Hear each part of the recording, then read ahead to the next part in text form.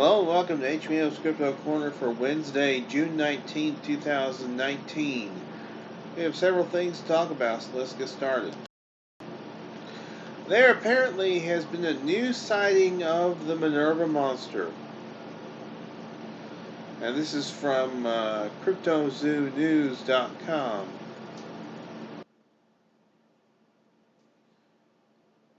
There's a report about Seth Breedlove's Minerva monster documentary.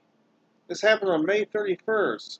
Frank L. Trussell, 71 of 101 East Plain Street, Minerva, Ohio, was making a left-hand turn from Lunar Road onto Spring Road. After turning, Trussell's Dodge truck went across the center line and off the left side of the road, taking out a fence post and section of fence. Trussell told deputies when he was making the turn he observed a large Yeti standing in the roadway and swerved to miss it. He was cited for operating a vehicle without reasonable control. If you're in the Minerva area, keep an eye out for the monster. So, apparently, yes, sightings are still going on even to this day. Paul Hayes had a sighting along with his son of the Minerva monster back in the early 2010s. I believe that's when it was. This is Paul Hayes right here with Lauren Coleman. So, if you're in the Minerva area, be on the lookout. Spies in the Shadows and the FBI's Bigfoot File. Also from CryptoZoo News, Lauren Coleman reports about the FBI, the recent FBI release of documents which pertain to their investigation into Bigfoot. And I mentioned about that 2 weeks ago. But interestingly enough,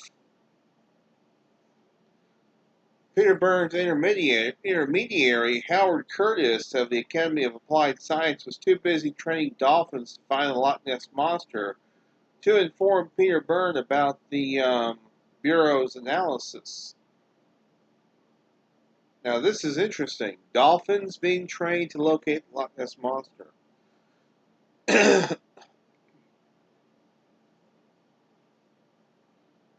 No snap to train dolphins to photograph monster. This is Robert Borofsky.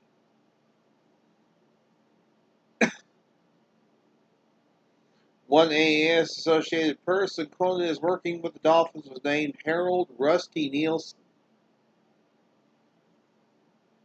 And apparently the Loch Ness mission was delayed after a trained dolphin died.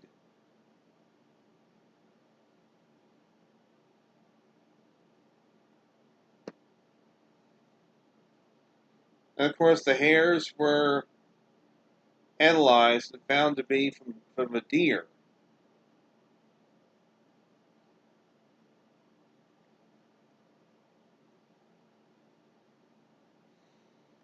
So some fascinating stuff here. Recently, Dr. Jeff Meldrum was interviewed on his impressions of the FBI release. He says, and I quote, "It's a tempest in a teapot," said Jeff Meldrum, an anatomy and anthropology professor at ISU, that's Idaho State University. "Just from that poor quality black and white image, you can tell it's not primate hair. I could have told you on the basis of that photo alone that it was almost certainly ungulate. News like this is disservice to the bountiful evidence that does exist," Meldrum said. "Skeptics love it, but it diverts attention away from the more compelling evidence like the hair that I've mentioned and all the other evidence," Meldrum said. "The footprint evidence, the vocalizations, the photographic evidence, the continuing, ongoing eyewitness accounts by credible, reliable, less impressionable witnesses." And Jeff Meldrum and Cliff Barrickman apparently got together in Oregon to patrol areas where there had been sightings with hope of collecting further evidence.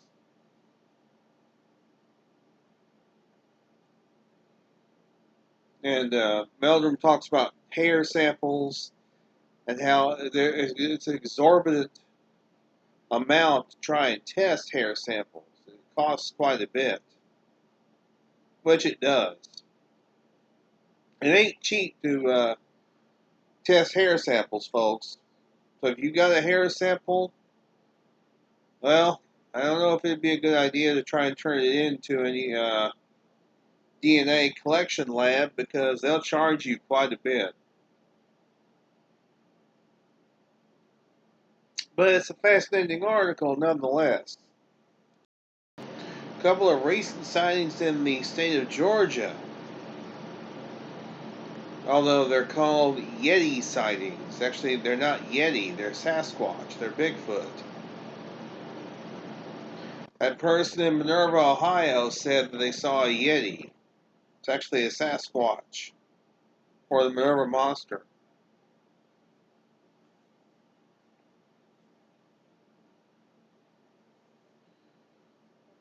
Sighting took place last Monday along the hard shoulder of a road between Ellijay and Blue Ridge. Now, Blue Ridge is not very far from Cherry Log, Georgia, where the Expedition Bigfoot Sasquatch Museum is. David Becerra had a sighting reported to him.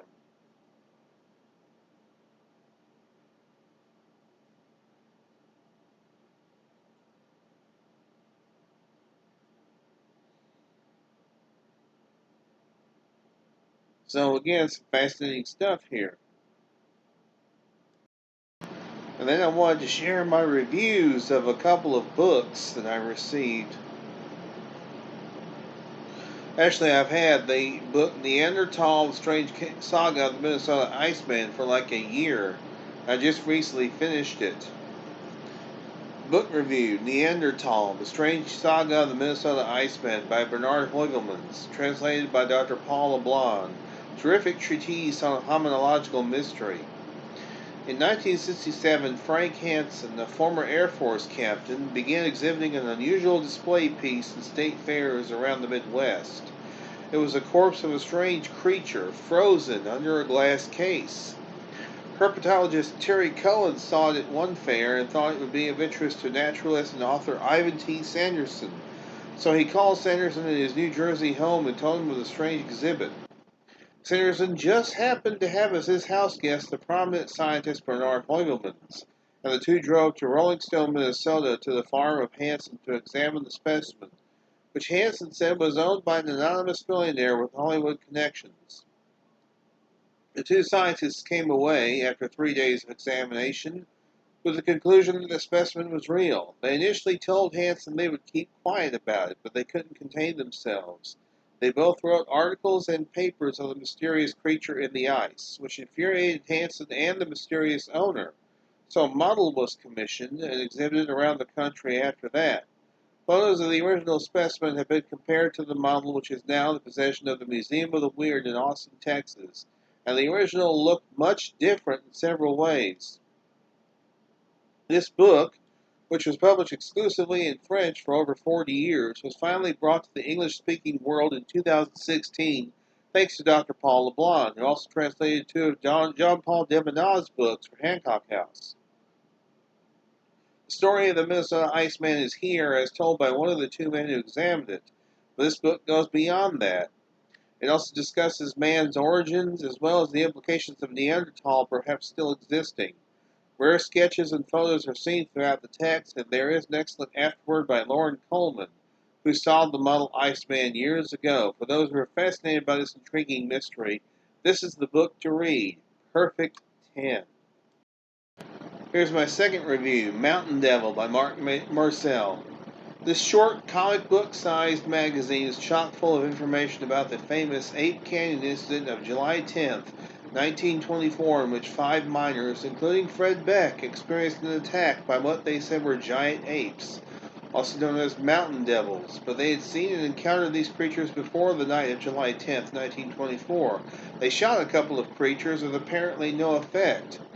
The men were working the claim at the Vendor White gold mine, getting the assay in 1918 and working it up until the time of the attack. They actually left their equipment there and never went back for it, though Beck and Perry Smith went back with a group of police and rangers, but they did not collect any of their equipment. Author Marcel conducted 10 years of research into the location of the cabin and believes he may have found it based on some artifacts found, such as nails, part of a spoon, and part of a saw. Black and white photos and newspaper headlines also pepper the short booklet. Being an independently published booklet, there's no telling how many he's actually going to publish. I got number 49, and it is great.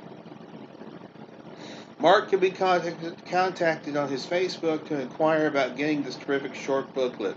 10 out of 10 for sure. I actually have one more review to share. Review of Terror in the Skies. Small Town Monsters does it again. This documentary focuses on winged creatures, mainly centered in the prairie state of Illinois, where there have been several sightings and reports of strange large birds. Alton is the first stop, where a legendary creature known as the Piazza bird, literal translation is the bird that devours men, is said to have lived at one time, and a large mural on the side of a rock face depicts this Indian legend, which may have had some basis in fact. There were several reports dating back to 1948 in the Alton area of large birds with huge wingspans, even stretching into neighboring Missouri. The famous Lawndale case of Marlon Lowe is also recreated, with Loren Coleman giving his thoughts on an interview he conducted with the Lowe family in 1979. 2 years after the July 25, 1977 incident in which one of two large condor-like avians attempted to carry Marlin but only went 50 feet before dropping it. Creature Replicas Jeff Byers also had a strange sighting of a large winged avian one night years ago, which he recounts. One pair of hunters also said that what they saw was more reminiscent of a large pterodactyl than feathered avian. Finally, the so-called Chicago Mothman case is recreated with researcher Tobias Whalen giving his assessment on the bat-like large-winged creature of the Chicagoland area. The strange case has started in the early 2000s up to as recent as 2018, which may have more mundane explanations. I won't spoil those here in this review. You'll have to see for yourself. Ken Gerhardt is also part of this documentary. He does a great job as always.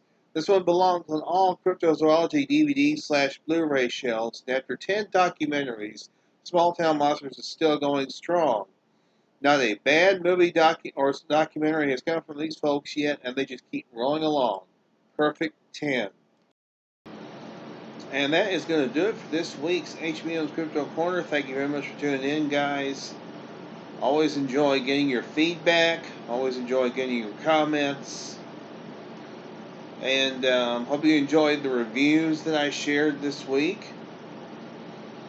And hope that you all have a great couple of weeks. 4th of July is coming up. I just realized there will. I think the next show is going to be on July 3rd. I'm not sure. I have to check my calendar. I may be wrong on that though. Today's the 19th. No, that's right. It is July 3rd. So there will be a show before the 4th of July. Another show before the 4th of July. So y'all be looking for that on July 3rd.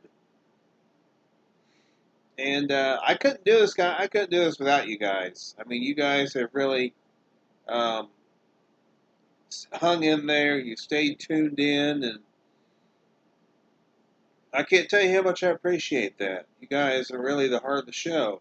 I always say that, but it's always the truth. I do this for you guys to keep everybody informed of what's going on in this crazy world of cryptozoology. So anyway, oh, and by the way, I hope you all also enjoy the newest special HBM's Crypto Corner that I've put together about the Zach Hamilton Bigfoot photo. That is also here on this channel. Look for it in it's the most recent video before this one on my channel page.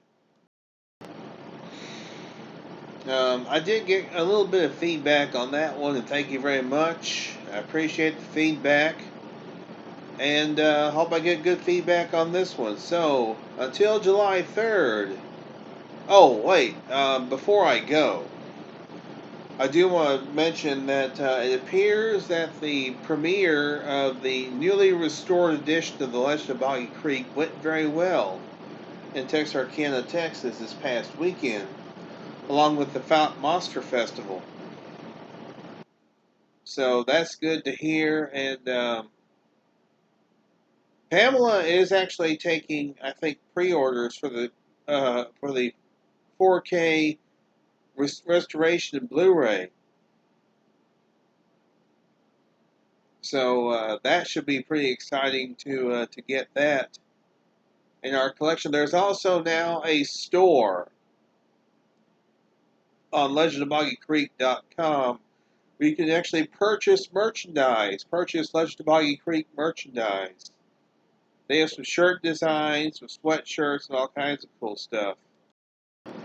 I will leave a link to the Legend of Boggy Creek website below, so you guys can you scroll down to the bottom where it says latest news, and there is a link to the store